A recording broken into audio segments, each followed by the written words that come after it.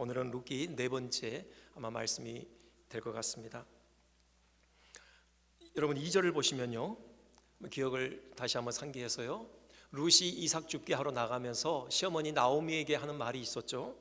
2절 중간쯤 보면은 내가 누구에게 은혜를 입으면 그를 따라서 이삭을 줍겠나이다 했습니다.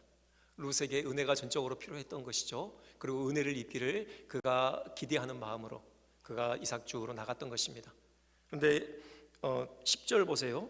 10절 이제 보아스의 밭에 서 있는 바로 그 룻, 보아스 앞에 엎드려서 이런 말을 합니다. 뒤에 보면요, 당신이 어찌하여 내게 은혜를 베푸시며 나를 돌보시나이까. 바로 룻이 고대했던 그 은혜의 사람을 지금 만난 것이죠.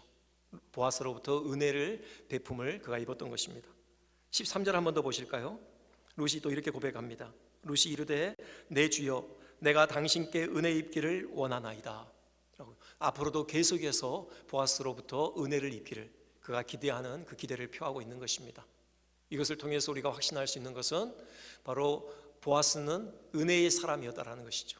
룻이 만나기를 원했던 바로 그 은혜의 사람이 보아스였던 것입니다.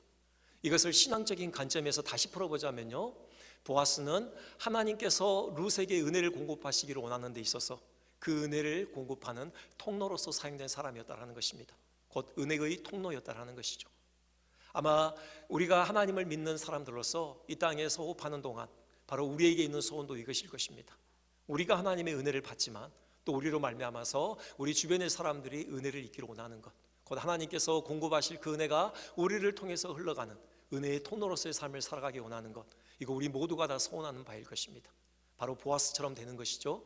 그래서 오늘 우리가 은혜의 사람이 되기 위해서, 은혜의 통로가 되기 위해서 우리에게 필요한 것들이 무엇인지 오늘 보아스의 행적을 통해서 다시금 살펴보고자 하는 것입니다.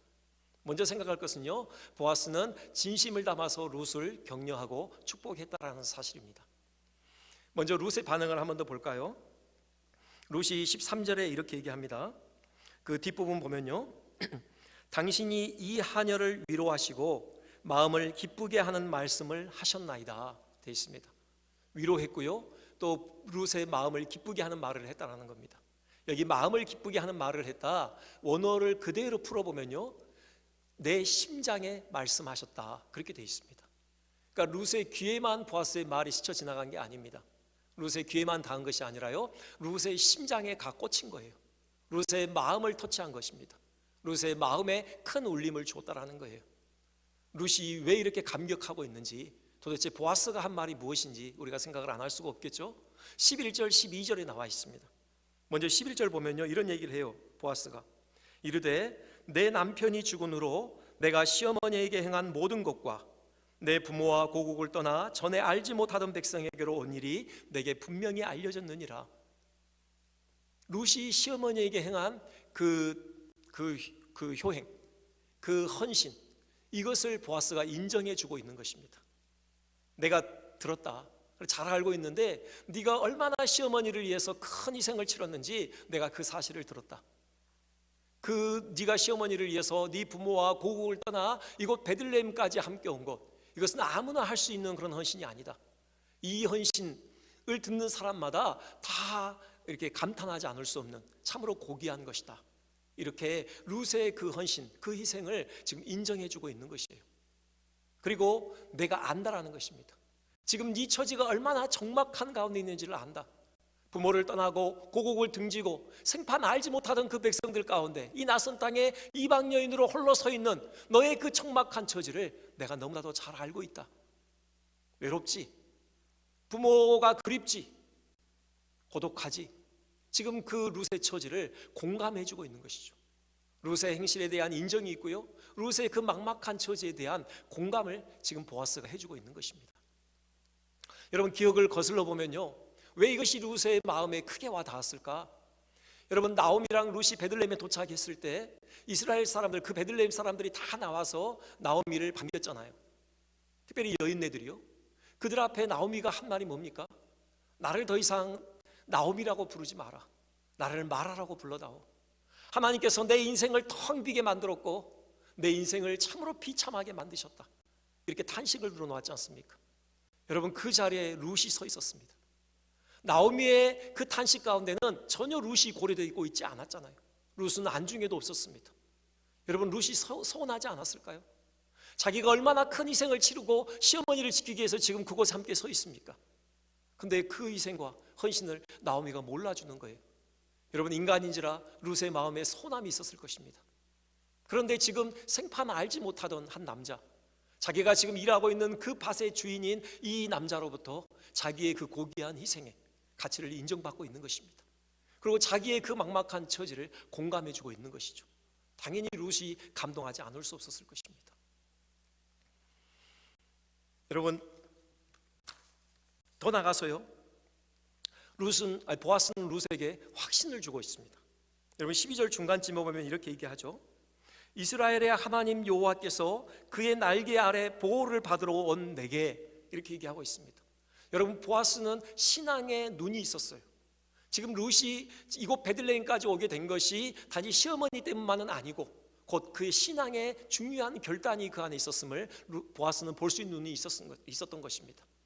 그리고 바로 그것이 이스라엘의 하나님 여호와의 날개 그늘 아래 거하는 그런 복된 그런 선택인 것을 보아스는 볼 수 있는 그런 신앙의 눈이 있었던 것이에요. 지금 그 사실을 전해주고 있습니다. 이건 뭡니까? 룻에게 확신을 심어주고 있는 겁니다. 룻에게 힘을 북돋아주고 있는 거예요. 아마 룻에게는 그런 마음이 있지 않았겠습니까? 그도 사람인지라 조금은 흔들렸을 수 있습니다. 그가 하나님의 품에 자기 인생을 내던졌습니다. 그가 미래의 모든 보장을 다 내려놓고 하나님을 위해서 이곳 베들레헴까지 왔어요. 그런데 당장 그 눈앞에 펼쳐지는 것이 무엇입니까? 아무것도 없어요. 손에 잡히는 것도 없고 눈에 보이는 것도 없는 것입니다. 막막하고 암담한 상황입니다. 지금 당장 남의 밭에 나가서 이삭을 줍지 않으면 당장 굶어 죽을 수밖에 없는 그런 처참한 그런 현실인 것입니다. 왜 룻의 마음에 흔들림이 없었겠습니까? 내가 정말 잘 온 게 맞을까? 내가 정말 이곳까지 온 게 옳은 선택이었을까? 모압 땅에서도 하나님을 섬길 수 있는 것 아니야? 부모님 밑에서 편안하게 신앙생활을 할 수 있었던 것이 아닐까? 굳이 이곳까지 와서 이 고생해야 되는 것일까? 여러분, 그런 조금이나마 그런 의심의 순간이 있었을 수 있습니다. 하나님께서 보아스를 통해서 그 룻의 질문에 지금 대답을 하고 계신 것입니다. 아니다, 잘 왔다. 너는 너무나도 올바른 선택을 했다.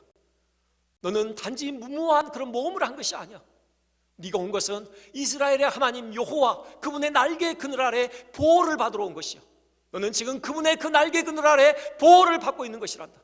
가장 복된 선택이고 가장 안전한 선택을 네가 한 것이야. 지금 보아스 입을 통해서 하나님은 이 음성을 들려주고 계신 것이죠. 룻이 얼마나 큰 위로를 받았겠습니까? 얼마나 큰 감동을 받았겠습니까? 여러분, 이것이 바로 격려입니다. 인정해 주는 것이죠. 그 사람을 인정해 주는 것입니다. 그 사람의 그 막막한 처지, 여러분, 그 마음을 함께 느끼는 것입니다. 공감해 주는 것이에요. 그리고 확신을 심어주는 것입니다. 힘을 북돋아 주는 것이에요. 여러분, 이 인정과 공감과 이 확신, 이것이 바로 격려의 중요한 기능이 아닙니까? 한번 말씀을 한번 비춰주시겠습니까? 잠언이죠. 15장 23절에 이런 말씀이 있습니다. 사람은 그 입의 대답으로 말미암아 기쁨을 얻나니 때에 맞는 말이 얼마나 아름다운고. 지금 바로 보아스와 룻의 대화를 통해서 우리는 이 말씀의 진실성을 다시금 확인하게 됩니다. 아주 적실한, 정말 그 적합한 말이 보아스 입을 통해서 룻의 마음에 전달된 것입니다. 그로 인하여서 룻은 기뻐하게 됐고요, 큰 위로를 받았던 것이죠. 여러분, 우리도 이랬으면 좋겠습니다.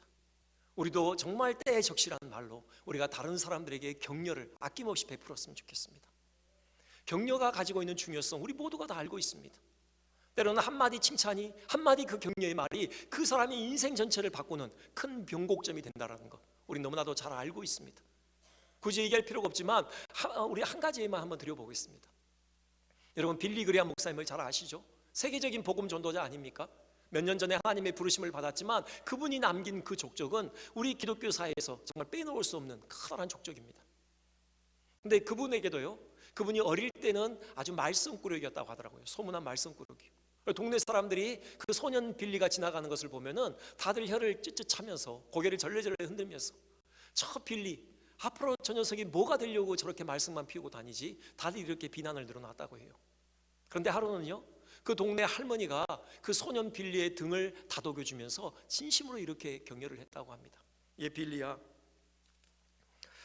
너는 성격이 쾌활하고 말을 잘하니 설교자가 되면 많은 사람들에게 영향력을 미칠 수 있을 것이야. 이 격려를 해줬다는 거예요. 이 소년 빌리의 가슴에 이 격려가 깊이 새겨진 겁니다. 그에게 꿈이 생긴 거예요. 그렇다, 나는 설교자가 돼야 되겠다. 그리고 신학교에 입학을 하게 됐고요, 공부를 해서 정말 이 기독교 사회에서 빼놓을 수 없는 그런 위대한 족적을 남기는 귀한 복음 전도자가 됐던 것입니다. 우리의 격려를 통해서 어떤 사람이 어떻게 변할지 우리는 모릅니다. 그런 기대감을 가지고 늘 격려하며 아끼지 않는 여러분 되시기를 바랍니다. 이것만이 아니죠. 보아스가 한 것은 또 축복입니다. 복을 빌어줬어요. 여러분 12절 초반에 보시면 이렇게 되어 있습니다. 여호와께서 네가 행한 일에 보답하시기를 원하며, 그리고 12절 마지막에는요, 네게 온전한 상 주시기를 원하노라. 지금 하나님의 이름으로 룻에게 복을 빌어주고 있는 것입니다. 축복을 해주고 있는 거예요. 여호와께서 네 행실에 보답하기를 원한다. 온전한 상 주시기를 원한다. 그게 뭘까? 많은 학자들이 대부분 공통된 해석을 합니다. 여기 상이 다른 구약 성경에 쓰여진 용례를 보면서요, 이 상이 뭘 의미하느냐? 그것은요, 배우자를 만나는 거예요. 그래서 가정을 이루는 겁니다. 그 스라에서 많은 후손들이 본창에 가는 것, 그 가정 안에서 안식을 누리는 것, 이것이 상입니다. 지금 보아스는요, 지금 룻에게 하나님의 이름으로 축복을 해주고 있는데, 지금 현재 룻에게 가장 필요한 바로 그 복을 빌어주고 있는 것입니다. 배우자를 만나서 가정을 이루고 자식을 얻어서 그 가정 안에서 안식을 누리도록 지금 룻에게 그 필요를 지금 복 빌어주고 있는 것이죠. 여러분, 이 하나님의 이름으로 비는 복, 이 축복에는요 권세가 있습니다. 이루어져요. 여러분, 우리는 룻의 결말을 알고 있습니다. 물론 그 당사자가 보아스가 됐지만 아무튼 룻은 배우자를 만납니다. 가정을 이루어요. 그리고 그 품에 오벳이라는 귀한 아들을 안게 되는 이런 복을 얻게 되는 것이죠. 우리가 다시금 이 장면을 통해서 확인하게 되는 것은, 우리가 누군가를 진심으로 여호와의 이름으로 축복할 때 그 축복에 하나님께서 권세를 덧입혀 주신다는 것입니다. 하나님께서 그 축복에 응답하셔서 하나님의 뜻을 이루시고 우리 형제들에게 복을 부어주신다는 사실을 우리가 확인하는 거예요. 이 축복의 권세와 관련해서는 늘 담임 목사님께서 늘 예화로, 늘 비유로 드는 내용이 있습니다. 한 번 더 말씀을 드리고 싶습니다. 바로 이삭의 축복이죠. 여러분, 이삭이 야곱을 축복하잖아요. 그가 에서로 변장하고 왔는데 이삭이 에서인 줄 알고 축복을 했든지, 아니면 야곱인지를 깨달았음에도 불구하고 그것이 하나님의 뜻임을 인정하고 축복을 했든지, 어쨌든 마음껏 여호와 이름으로 야곱을 축복합니다. 만민의 주로 세우죠. 만민이 그 야곱 앞에 엎드릴 것이라고 축복을 합니다. 하늘과 땅이 야곱에게 솟아날 낼 것이라고 그 엄청난 물질의 복을 야곱에게 축복하는 것이죠. 그리고 나서 에서가 옵니다. 에서가 아버지께 축복을 달라고 애원을 하죠. 하지만 이삭은 거절합니다. 아니, 축복을 할 수 없었던 것이죠. 왜입니까? 이미 야곱에게 모든 축복을 다 했기 때문에 형제들로 주로 세웠어요. 그리고 하늘과 땅이 야곱에게 솟아날 내도록 그렇게 엄청난 축복을 했기 때문에 더 이상 해줄 축복이 없는 겁니다. 무엇입니까? 이삭은 분명하게 믿었던 것입니다. 자기가 여호와의 이름으로 자기 아들에게 축복할 때 그 축복은 반드시 하나님께서 응답해 주실 것을 그는 믿음이 있었던 것이죠.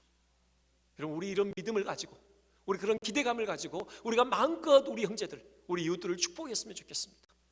이 여호와 이름으로 축복하는 것은 기도이기도 합니다. 우리가 엎드려서 우리 형제들을 가슴에 품고 우리가 주님의 이름으로 우리가 복을 비는 겁니다. 기도하는 겁니다. 우리의 무릎의 성김을 통해서 하나님께서 복을 부어주실 것입니다. 이 격려, 이 축복, 바로 이것이 우리가 은혜의 사람이 되는 비결인 것입니다. 두 번째 생각하겠습니다. 두 번째는 세심한 배려로 선을 행했습니다. 보아스는 단지 말로 격려하고 축복하는 것, 여기서 멈추지 않았습니다. 실제로 자기에게 주어진 그 은혜의 분량에 따라 룻에게 필요한 피로들을 공급하는 일, 그는 머무르지 않고 그렇게 뒤로 물러서지 않았습니다. 넉넉하게 그 선을 베푸는 일을 했던 것이죠. 한번 살펴볼까요? 8절에 보면요, 이렇게 얘기하죠. 보아스가 룻에게 이르되 내 딸아 들으라. 이삭을 죽으러 다른 밭으로 가지 말며 여기서 떠나지 말고 나의 소녀들과 함께 있으라.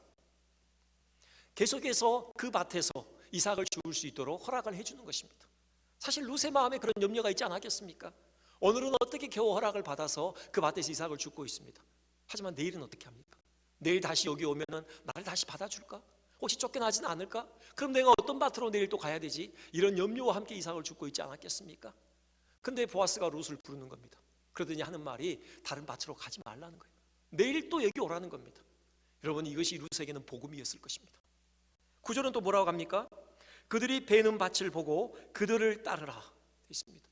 밭이 이거 하나만이 아니죠. 보아스가 소유하고 있는 밭이요, 다른 밭도 있습니다. 다른 밭도 함께 가라는 겁니다. 지금 이삭 곡식 베는 자들, 그들이 어디로 가는지 잘 눈여겨보고 따라가라는 겁니다. 거기서도 이삭을 주라는 것이죠. 추수 기간 내내 보아스의 밭에서 이삭을 주울 수 있도록 지금 엄청난 특혜를 베풀어 주고 있는 것입니다. 이뿐입니까? 9절에 계속 뭐라고 하죠? 너를 건드리지 말라. 그러니까 앞에서부터 보면 내가 그 소년들에게 명령하여 너를 건드리지 말라 하였느니라 그랬습니다. 건드리지 말라. 여러분, 그렇잖아요. 이삭을 줍는 여인들, 그 사회에서 가장 하층민들입니다. 가장 소외된 자들이 열악한 계층입니다. 여러분, 남의 밭에서 일하고 있는 일꾼이라고 할지라도 그 이삭 줍는 여인들 보면서 하대하지 않았겠습니까? 하찮게 여겼을 것입니다. 거친 말을 했을 수도 있어요. 신체적으로 어떤 위해를 가할 수도 있는 것입니다. 특히나 룻은 이방 여인 아닙니까? 젊은 과부이고요, 아무도 그를 보호해줄, 그런 어디 가서 하소연할 데가 없는, 그런 사회적인 방패막이 없는 그런 여인 아닙니까? 보아스가 그것을 그냥 넘기지 않는 것입니다. 그래서 소년들에게 명하여서 이 여인 건들지 말라라고 지금 단도리를 하고 있는 것이죠. 미리 얘기했을 수도 있고요, 아니면 지금 룻과의 이 대화에서 전체 소년들이 듣도록 지금 큰 소리로 얘기하고 있는 것일 수 있습니다. 내가 명하거늘 이 여인을 아무도 건들지 말거라. 신변의 위협 없이 안전하게 밭에서 이삭을 주울 수 있도록 지금 그 환경을 제공해 주고 있는 모습 우리는 볼 수 있습니다. 그 다음에 또 뭐라고 합니까? 목이 마르거든 그릇에 가서 소년들이 기러온 것을 마실지니라. 여러분, 이것도 정말 중요한 문제입니다. 팔레스타인 기후를 잘 아시지 않습니까? 낮에는 아주 뜨거운 태양의 그 빛이 내리쬐잖아요. 여러분, 그 태양볕 아래에서 밭에서 일하는 것, 목이 마르죠. 아주 타는 듯한 그런 갈증을 느낄 겁니다. 그런데요, 이 추수 시기에는 건기라고 합니다. 비가 잘 오지 않아요. 그 말인즉 물이 귀하다라는 것입니다. 여기 소년들이 물을 기러왔다고 했어요. 보통은 우물에서 물을 기러오는 역할은 여인네들이 하는 겁니다. 여인들이 하는 거예요. 그런데 남자들이 했다. 그것은 그만큼 우물이 멀리 있었다라는 것을 얘기하는 겁니다.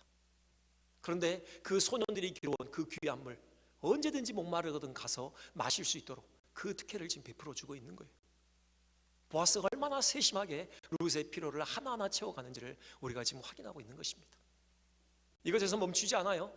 여러분, 15절로 가보시겠습니까? 소년들에게 이렇게 명합니다. 보아스가 자기 소년들에게 명령하여 이르되 그에게 곡식단 사이에서 줍게 하고 책망하지 말며. 곡식단 사이에서 줍게 했다.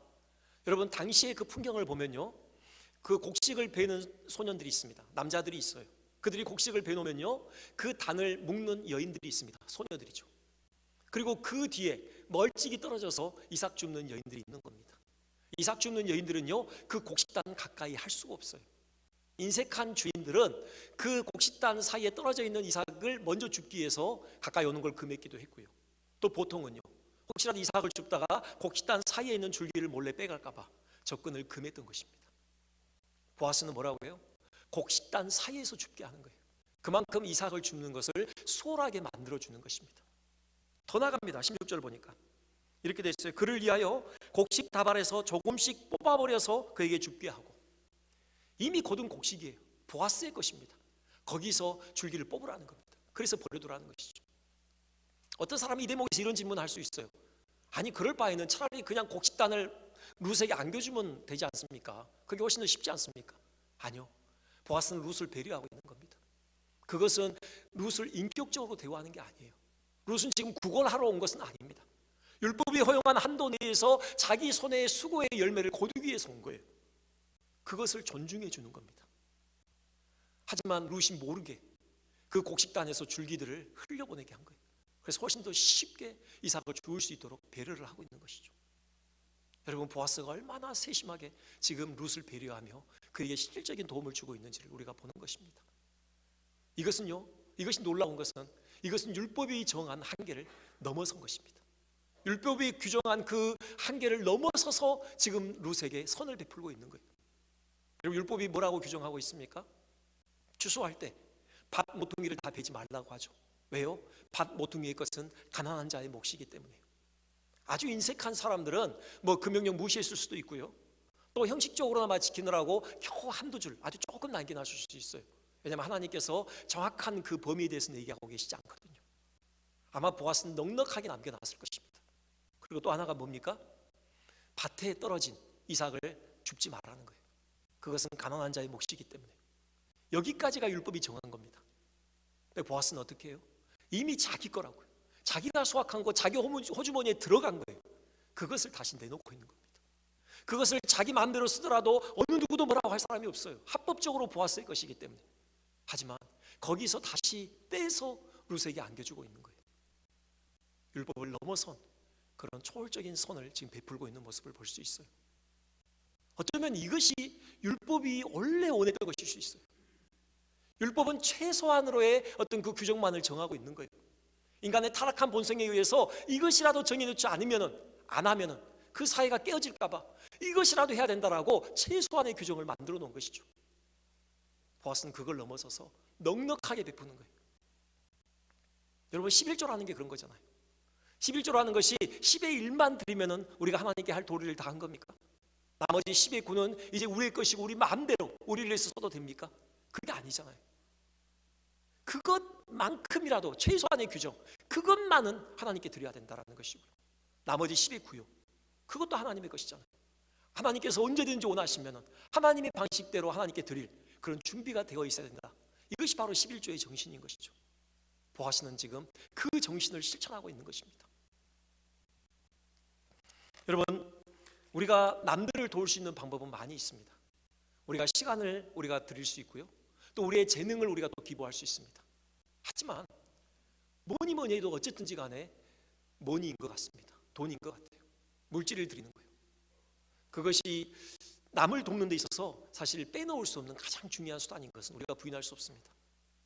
그런데요, 우리 다 그런 마음이 있잖아요. 지금 나 먹고 살기도, 우리 가정 건설하기도 지금 턱없이 부족한데 여기서 어떻게 남을 위해 뗄 수 있겠어? 조금 더 생기면, 내가 이만큼 벌게 되면 그때는 할 거야. 여러분, 우리 그렇게 스스로를 위안하고 자기 합리화시키는 경우 있죠. 여러분, 그 약속이 지켜집니까? 결코 지켜지지 않아요. 지금 하나님이 주신 그 은혜의 분량에서 우리가 남을 위해서 뗄 수 없다면 더 많이 하나님이 부어주셔도 거기서 여전히 뗄 수 없어요. 왜요? 돈에는 만족이 없거든요. 우리가 소득이 늘어나면 그만큼 생활 수준도 높아집니다. 여전히 돈은 부족하게 돼요. 저는 인생을 길게 살지는 않았습니다. 그리고 돈을 많이 벌어본 적도 없습니다. 하지만 제 그 짧은 경험에 의해서 확신한 것은 돈에는 만족이 없다는 거예요. 이런 이야기 있지 않습니까? 그 영국의 부자이면서 신실한 그리스도인인데요, 컨글턴 경의 이야기입니다. 다 들어보셨을 건데요, 그가 하루는 집에서 쉬고 있는데 부엌에서 한여의 그 녹두리, 푸념이 들려오는 것입니다. 접시를 씻다 말고 내려놓고 그가 깊이 한숨을 내쉬면서 5프랑만 있었으면 손이 없겠다, 이런 푸념을 늘어놓는 거예요. 이 얘기를 듣고서는 그 소녀를 기쁘게 해주고 싶어서, 하녀를 기쁘게 해주고 싶어서 컨글턴 경이 다가갔습니다. 5프랑 얻는 거 네 소원이냐? 네, 그렇습니다 주인님. 5프랑만 있으면 정말 소원이 없겠습니다. 그래, 내가 네 소원을 들어줄게. 5프랑을 안겨줍니다. 컨글턴 경이 마음이 좋았어요. 아주 흡족했습니다.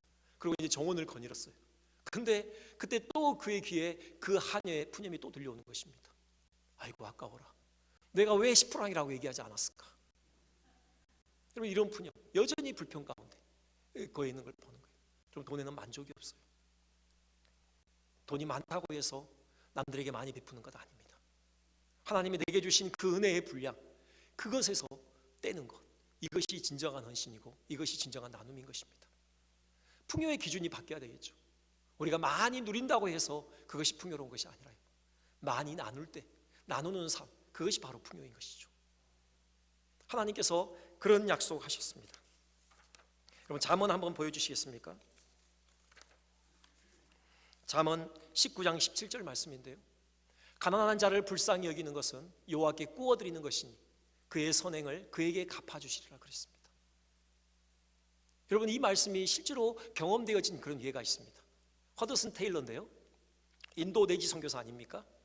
그가 인도 선교를 하던 중에 하루는 한 가정을 방문했어요. 아주 가난한 여인이에요.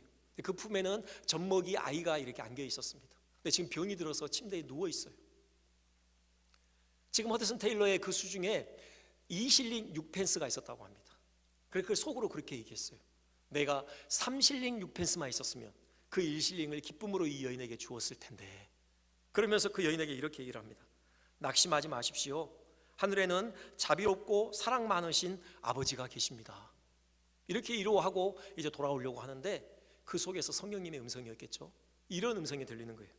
이 위선자, 이 사람에게 사랑 많으신 하나님 운운하면서 주머니에 돈을 움켜쥐고 있다니. 찔렸던 거죠. 그래서 어떻게 합니까? 그 2실링 6펜스를 다 내어놓습니다. 그 여인에게 안겨줘요. 그리고 빈 호주머니로 집으로 돌아옵니다. 호주머니가 비었듯이 그 단칸방으로 돌아오면서 그의 마음도 너무나도 가벼운 것입니다. 그 다음날 아침이 됐어요. 이제 자기도 먹을 게 없잖아요. 그날 아침을 굶어야 돼요. 근데 우편이 하나 날라온 거예요.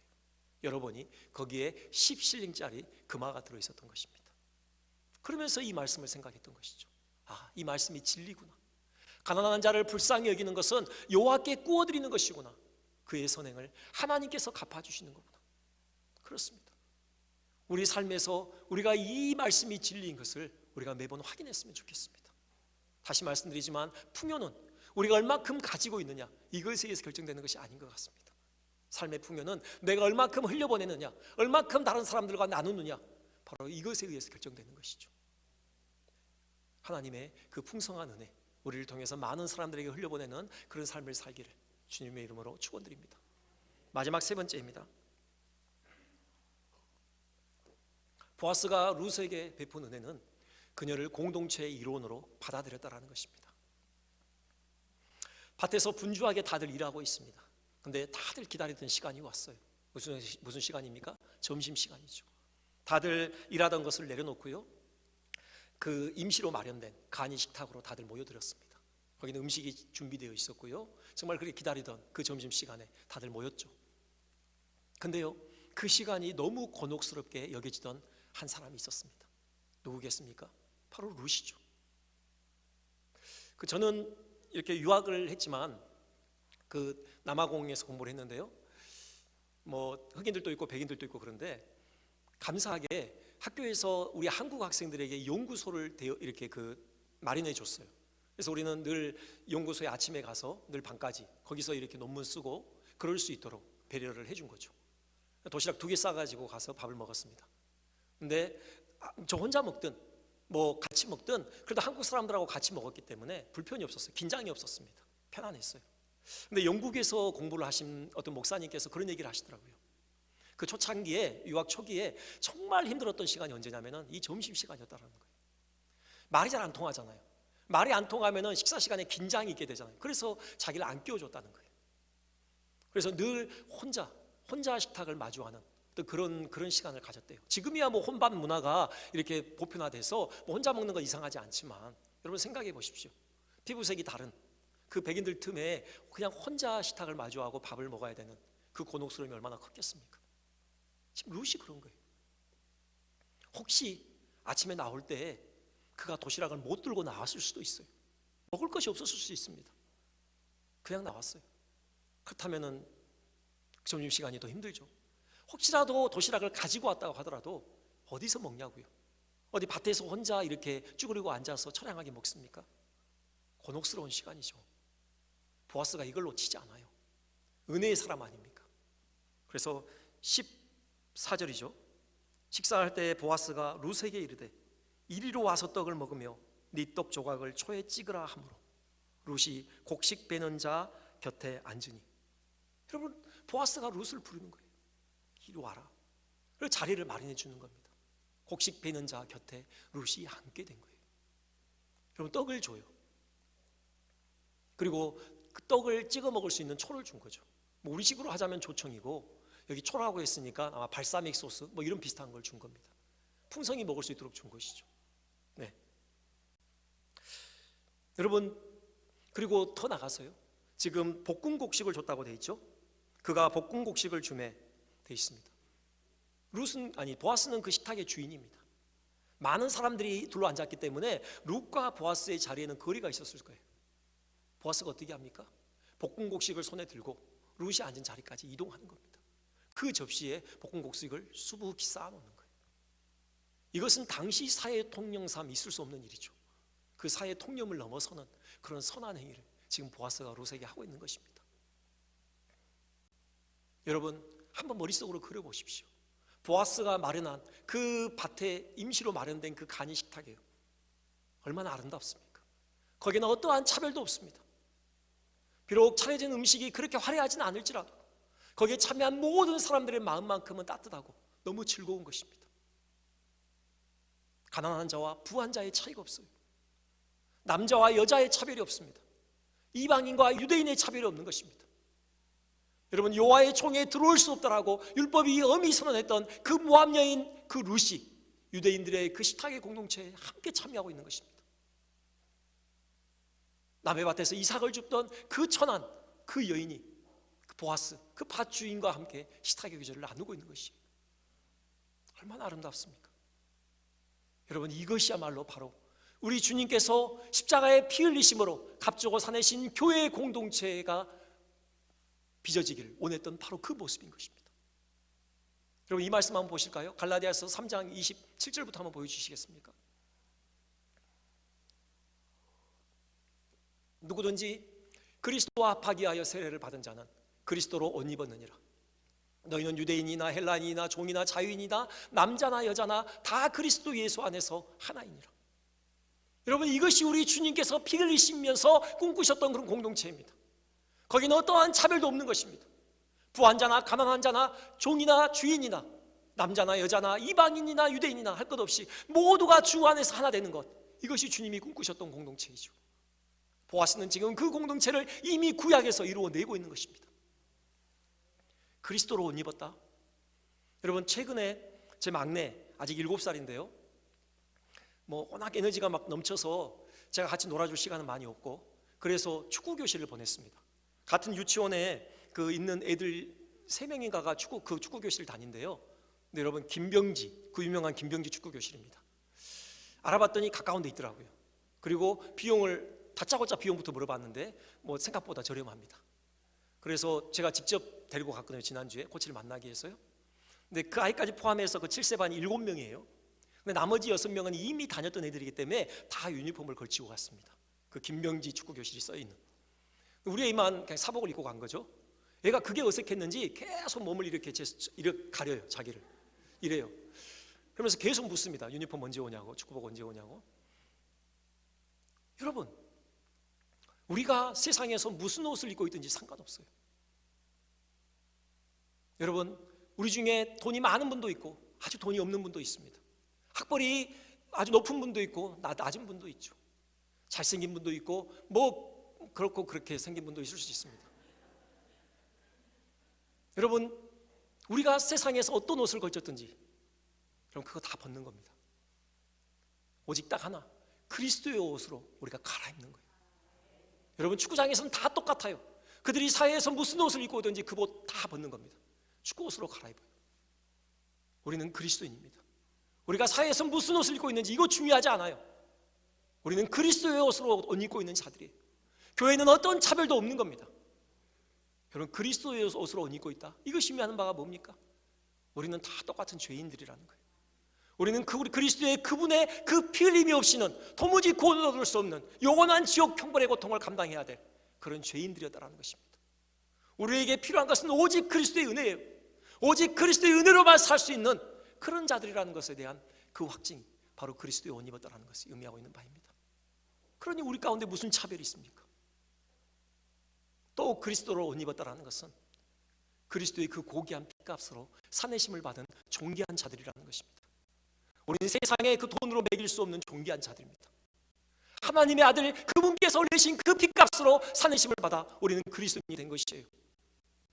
값으로 매길 수 없는 그 고귀한 자들에게 어떻게 값을 매겨서 누구는 VIP고 누구는 아니고 이런 차별이 있을 수 있겠습니까? 없습니다. 우리는 그리스도로 옷 입은 그리스도인들, 우리는 차별 없는 아름다운 공동체를 이루고 있는 것입니다.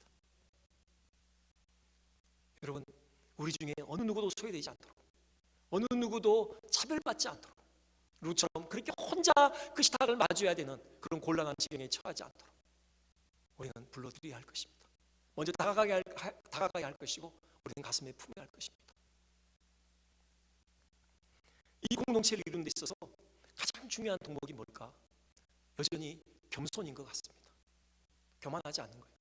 여러분, 이 이야기만 드리고 말씀을 마치겠는데요, 여러분 성 프란시스를 아시죠? 그가 운영하던 그 수도원 공동체 참으로 유명했습니다. 사랑이 많기로. 그래서 누구든지 그 공동체에 속하기를 원했던 그런 공동체였죠. 근데 사람이 모이는 것은 늘 문제가 있기 마련이죠. 어느 어간에 그 공동체에도 균열이 생겼습니다. 사랑이 식어지고 사람들의 마음이 냉담해지기 시작해요. 그래서 수도원의 중직자들이 다 모여서 회의를 합니다. 이 위기를 어떻게 타개할 것이냐. 어떤 사람이 큰 소리로 이렇게 얘기해요. 우리가 예배를 너무 적게 드려서 그렇습니다. 예배 횟수를 더 많이 늘려야 합니다. 또 어떤 사람은 아닙니다. 공동체 훈련이 너무 약합니다. 우리 공동체 훈련을 더 강화해야 됩니다. 아니에요. 우리 수도원 규칙이 너무 약해요. 규칙을 더 아주 강고하게 만들어야 됩니다. 근데 프란시스는요, 그 모든 걸 들으면서 지그시 눈을 감고 가만히 앉아 있는 겁니다. 그래서 한 그 제자가 물어요. 선생님이 가지고 있는 해법은 무엇입니까? 그러자 이 프란시스가 이렇게 대답을 합니다. 다 쓸데없는 일이네. 문제는 내 안의 교만이야. 내 안에 아직도 교만이 있단 말이야. 그리고는 다음 날 전도 여행을 떠납니다. 근데 그 수도원에 말이 딱 한 필 있었어요. 당연히 프란시스가 말에 올라탔고요, 앞서 갑니다. 뒤에 제자들이 걸어와요. 그런데 프란시스의 느껴지기를 등 뒤에서 누군가가 계속해서 자기를 이렇게 째려보고 있는 듯한 느낌을 받아요. 아니나 다를까 레오나르도라는 사람이에요. 제자 중에 한 사람인데, 이 사람은 원래 귀족 출신입니다. 버릇없이 자랐어요. 그래서 늘 남에게 대접받기만을 원했던 사람이에요. 사실 그 수도원 공동체의 균열도 이 사람 때문에 일어나기 시작한 거예요. 그때 성령님께 기도합니다. 성령님, 제가 저 형제에게 뭐라고 얘기를 해야 됩니까? 그때 성령께서 깨닫게 하시는 게 있었어요. 말에서 내렸습니다. 그리고 레오나르도 앞에 가서 무릎을 꿇었어요. 그러면서 이렇게 얘기합니다. 형제요, 맞소. 나는 말 탈 자격이 없어요. 당신이 말을 타야 하오. 이 얘기를 듣고 레오나르도가 뒤집어진 겁니다. 그냥 그도 무릎을 꿇고 펑펑 울면서 이렇게 얘기해요. 맞습니다, 선생님. 제가 지금 그런 생각을 하고 있었습니다. 저를 용서해 주십시오.